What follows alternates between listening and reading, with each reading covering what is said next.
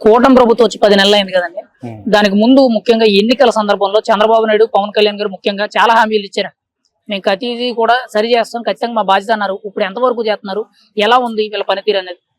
ఇప్పుడు వరకు అయితే రోడ్లు అయితే బ్రహ్మాండంగా ఉన్నాయి సార్. ఆ రోడ్ల వల్ల మనకి కొద్దిగా యాక్సిడెంట్లు తగ్గుతున్నాయి. దానివల్ల మనకి కాలం వెళ్ళే కాలం మనకి టైం కలిసి వస్తుంది. పెన్షన్ల విషయంలో కానీ మిగిలిన అభివృద్ధి పనులు ఎలా జరుగుతుంది? పెన్షన్ విషయంలో పెన్షన్లు పెంచినందుకు చాలా సంతోషిస్తున్నారు. పెంచినందుకు చాలా సంతోషిస్తున్నారు. ఇప్పుడు ముఖ్యంగా జగన్మోహన్ రెడ్డి గారు కూటమి ప్రభుత్వం ఫెయిల్ అయింది, పథకాలు ఇవ్వలేకపోతున్నారు అంటున్నారు. మరి మీరేమంటారు సార్ దాని గురించి? పథకాలు ఇవ్వలేకపోతాం అనేది ఇక్కడ మనకి విద్యా దీవెన, ఈ అమ్మఒడి ఇవన్నీ ఇవ్వలేకపోతున్న మాట వాస్తవం సార్. కానీ అది మరి వాళ్ళు వచ్చే జూన్ నెలల కల్లా పూర్తి చేస్తున్నారు కాబట్టి అది చేస్తే ఆ లోటు భర్తీ అయ్యి ప్రభుత్వానికి ఇంకా మంచి పేరు వచ్చే ప్రభావం ఉంది సార్. ముఖ్యంగా కాకినాడకు వచ్చేటప్పటికి గత 5 ఏళ్ళు కూడా ద్వారంపూడి చంద్రశేఖర్ రెడ్డి గారు వైఎస్ఆర్సీపీ హయాంలో చాలా దారుణంగా ఉంది అని చెప్పి మేము విన్నామే. మీడియా అంతా కూడా కథనాలు అవే వినిపించాయి, కొంతమంది ప్రత్యక్షంగా కూడా చెప్పారు. ఇప్పుడు కొండబాబు గారు ఇక్కడ ఎమ్మెల్యే అయ్యారు, అటువైపు రూరల్కి వచ్చేటప్పుడు నానాజీ గారు అయ్యారు. వీళ్ళిద్దరు సారథ్యంలో కాకినాడ ఎలా ఉందంటారు? ఇప్పుడు ప్రస్తుతానికి ప్రభుత్వం వల్ల ఏ గొడవలు లేకుండా ప్రశాంత వాతావరణం ఏర్పడింది సార్. అంటే ప్రజలు వాళ్ళకి ఇబ్బంది లేకుండా ఉందంటారా? ప్రశాంత వాతావరణం ఉంది.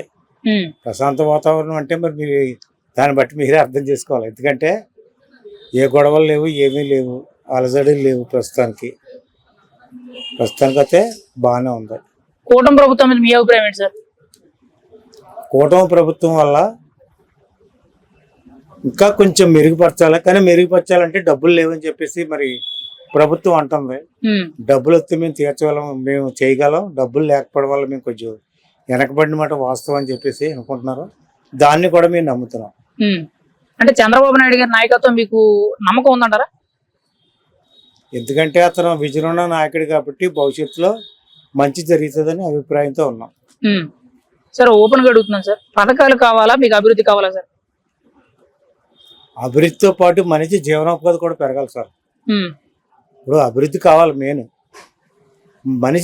మనిషి జీవించడానికి కొంత కావాలి కదా సార్. ఆ జీవనోపాధికి కూడా కొంత హెల్ప్ అవుతే ప్రభుత్వానికి, ప్రజల్లో కూడా అలజడి తగ్గి మంచి అభిప్రాయం ఏర్పడుతుంది సార్. మరి జగన్మోహన్ రెడ్డి గారు నేను మళ్ళీ సీఎం అవుతాను, నేను ఇప్పుడు ఎలక్షన్ వచ్చినా నేను నిలబడగలను, నాకు 150 సీట్లు గతంలో వచ్చే ఇప్పుడు 40% ఓట్ బ్యాంక్ ఉందని చెప్తున్నారు. మీరేమంటారు, ఆయన గెలుస్తారంటారు? మళ్ళీ పర్సంటేజ్ అన్నమాట వాస్తవం సార్. ఇప్పుడు వచ్చి ఏ పర్సంటేజ్ ఏం మారలేదు. ఆ రోజు ఎలక్షన్ టైంకి ఏ పర్సంటేజ్ ఉందో అదే పర్సంటేజ్ ఉంది ఇప్పుడు. కానీ ఇప్పుడు వాళ్ళు నెగ్గాలంటే వీళ్ళు ఈ 2 పథకాలు అమలు చేస్తే, ఈ అమ్మఒడి ఇది కలిపి అమలు చేసుకుంటే ప్రభుత్వం మీద మంచి మార్కులు ఏర్పడి ఇంకా ఎట్టి పరిస్థితుల్లో కూడా జగన్ రావడానికి అవకాశం ఉండదు సార్. జగన్ ప్రభుత్వంలో మీకు ఏమనిపించింది సార్? ఓపెన్ ఒక మాట. జగన్ ప్రభుత్వంలో కొంతమంది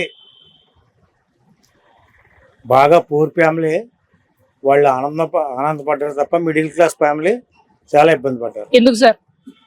అంటే వాళ్ళకి అటు పథకం రాదు, ఇతరులు డబ్బులు పెరగవు. మరి 2 కారణాల వల్ల మధ్యతరగతికి ఏమి మనకి డెవలప్మెంట్ అవ్వలేదు. ఒక పక్క నుంచి ఆ బిల్లు పెరగడం, ఈ కరెంటు బిల్లు పెరగడం, ఇంటి పన్నులు పెరగడం, ఇవన్నీ మధ్యతరగతిలో ఆటోమేటిక్గా ఇల్లు ఉంటుంది, ఆ ఇంటికి పన్ను వేస్తారు.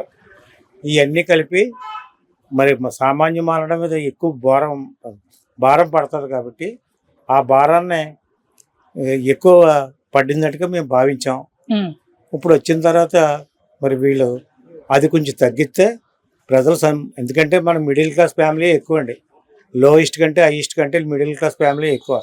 అందుకు కాబట్టి మిడిల్ క్లాస్ ఫ్యామిలీని దృష్టిలో పెట్టుకుంటే కూటమి ప్రభుత్వం కొన్ని మంచి సూచనలు, వాళ్ళందరికీ ఆమోదకరమైన సూచనలు చేస్తే మనకి రాష్ట్రానికి మంచి రోజులు వస్తాయని చెప్పేసి మేము అభిప్రాయపడతాం. 2 అమరావతి పూర్తి చేస్తే ప్రభుత్వానికి ఆంధ్రప్రదేశ్లో ప్రజలందరూ కూడా ఎప్పుడు రుణపడి ఉంటారు. అలాగే పోలవరం ప్రాజెక్టు పూర్తయినా సరే ఇప్పటికీ ఇంకా చంద్రబాబుని మర్చిపోకుండా ఉంటారని చెప్పేసి నా అభిప్రాయం సార్. ఒక మాటలో చంద్రబాబు నాయుడు గురించి ఏం చెప్తారు సార్ మీరు? విజయనున్న నాయకుడు అండి, అంతే. ఖచ్చితంగా సాధ్యం అవుతుంటారా? సాధ్యాసాధ్యాలు బట్టి ఉన్న ఇంచుమించు ఒక 60% సాధించాడని నమ్మకం సార్. రైట్.